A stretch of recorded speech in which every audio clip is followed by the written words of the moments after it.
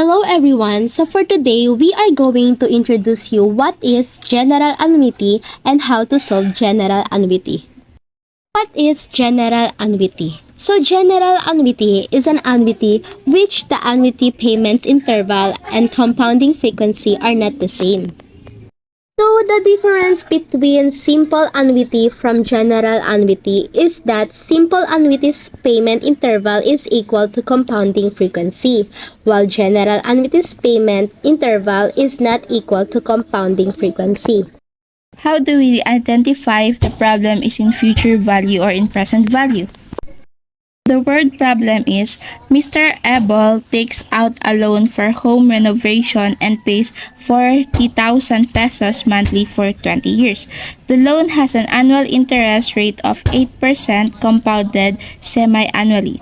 Calculate the cash amount borrowed for renovation. Here in the problem, it states that the time is for 20 years. Since it does not state after 20 years, which represents the word for future value, in this problem, we are going to use present value.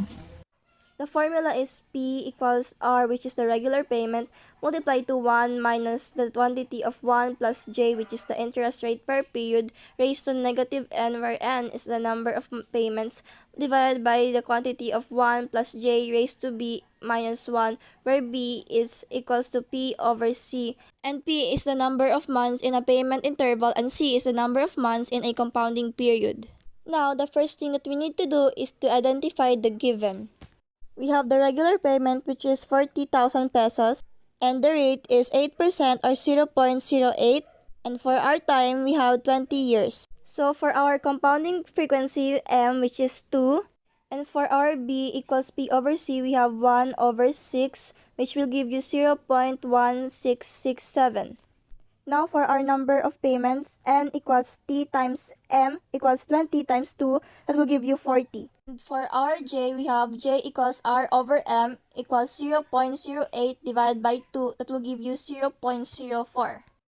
Now input it to the formula. Now inside the parentheses, we have 1 plus 0.04 raised to 41 minus that answer, that will give you 3.8010.